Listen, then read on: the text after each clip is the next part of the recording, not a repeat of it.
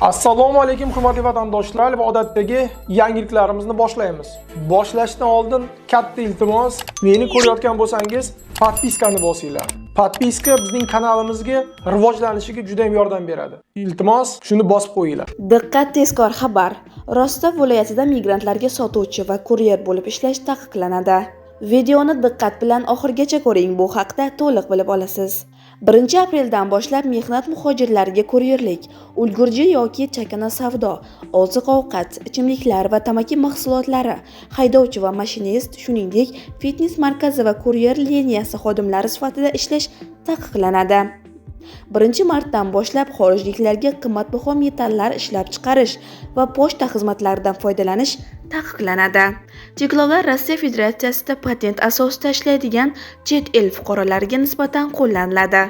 Taqiq Yevrosiyo iqtisodiy ittifoqi mamlakatlari, Belarus, Qozog'iston, Armaniston va Qirg'iziston fuqarolariga taalluqli emas. Sankt-Peterburg, Kaliningrad, Xanti-Mansisk avtonom okrugi va Voronej viloyatida shunga o'xshash choralar allaqachon joriy etilgan. Manba Migrant Mobil. Agar kanalimizda yangi bo'lsangiz, obuna bo'lishni unutmang, videolarimizni like bilan baholaysiz degan umiddamiz. Diqqat, tezkor xabar. Migrantlar Rostov viloyatiga kamroq kelmoqda. Videoni diqqat bilan oxirigacha ko'ring, bu haqda to'liq bilib olasiz. 2025-yilda Rostov viloyatida 113 ming nafar chet el fuqarosi va fuqaroligi bo'lmagan shaxslar ro'yxatga olingan. Bu ko'rsatkich 2024-yilga nisbatan 4% ga oshgan.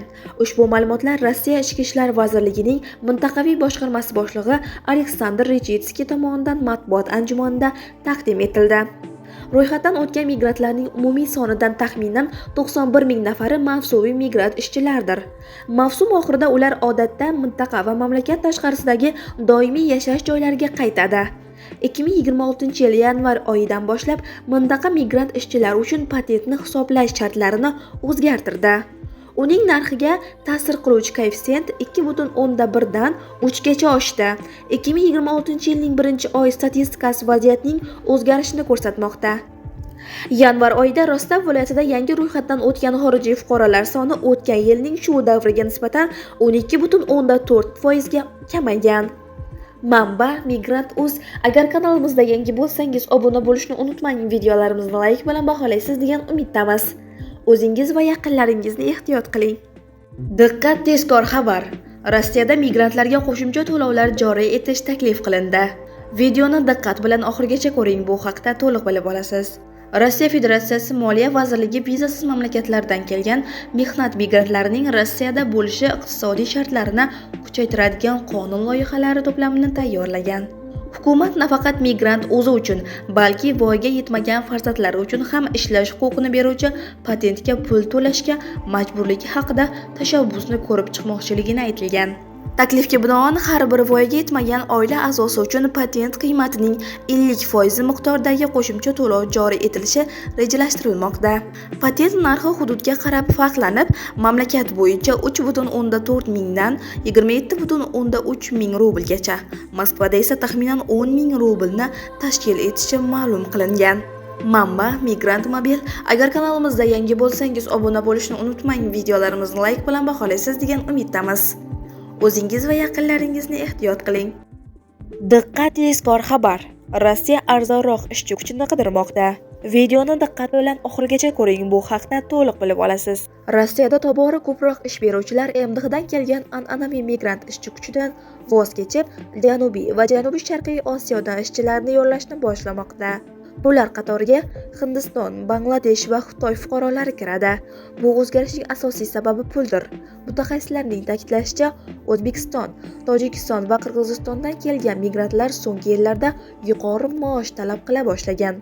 Ular tobora ko'proq oyiga $1000 va undan yuqori daromad so'rashmoqda. Ko'pgina kompaniyalar, ayniqsa qurilish, logistika, qishloq xo'jaligi va tozalash sohalarida bunday xarajatlar juda katta bo'lib bormoqda. Shu bilan birga Osiyo mamlakatlaridan kelgan ishchilar kamroq, taxminan oyiga $700-800 ga ishlashga tayyor. bu biznes uchun sezilarli tejashni anglatadi.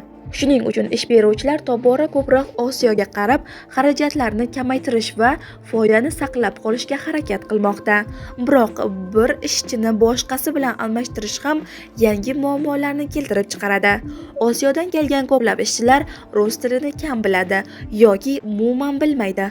Bu esa ish beruvchilarni tarjimonlar va o'qishga vaqt hamda pul sarflashga majbur qiladi. Hujjatlarni rasmiylashtirish, uy-joy bilan ta'minlash va kundalik hayotni tashkil qilishda qiyinchiliklar paydo bo'ladi. Bundan tashqari, bu ishchilarning ishga, intizomga va xavfsizlikka yondashuvi odatiy yondashuvdan farq qilishi mumkin. Mutaxassislarning fikricha, bu odatiy bozor reaksiyasi. Ishchi kuchi narxi oshganda biznes arzonroq muqobilini qidiradi. Ularning fikricha, kelgusi yillarda kompaniyalar tobora ko'proq aralash jamoalarni tashkil qiladi va turli mamlakatlardan kelgan migrantlarni ish bilan ta'minlaydi. Migrantlar uchun bu raqobatning kuchayishini anglatadi. Ish o'rinlari kamayib bormoqda va talablar qattiqlashmoqda. Ish beruvchilar tobora pastroq ish haqiga ishlovchi va yangi sharoitlarga tezroq moslashishga tayyor bo'lganlarni tanlamoqda. Manba Migrant.uz. Agar kanalimizda yangi bo'lsangiz, obuna bo'lishni unutmang. Videolarimizni like bilan baholaysiz degan umiddamiz.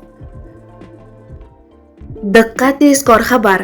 Rossiyada dvorniklar yetishmayapti. Migrantlar daromadliroq ishlarga ketmoqda.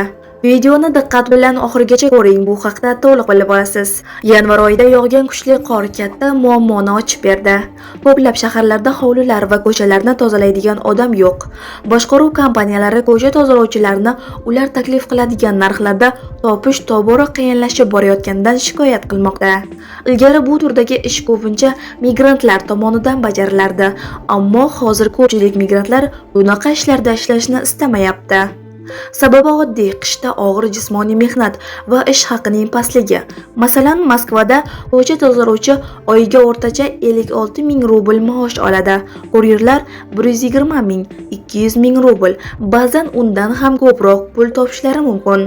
Farqi juda katta. Sankt-Peterburg rasmiylari ilgari taksi va yetkazib berish xizmatlarida ishlagan migrantlarga kommunal xizmatlarga o'tish imkoniyatini taklif qilish orqali muammolarni hal qilishga harakat qildi.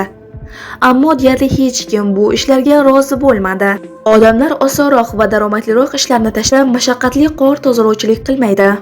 Mutaxassislarning ta'kidlashicha, uy-joy kommunal xizmatlari sohasida uzoq vaqtdan beri mablag' yetishmayapti va bu ish sharoitlari og'irligicha qolmoqda.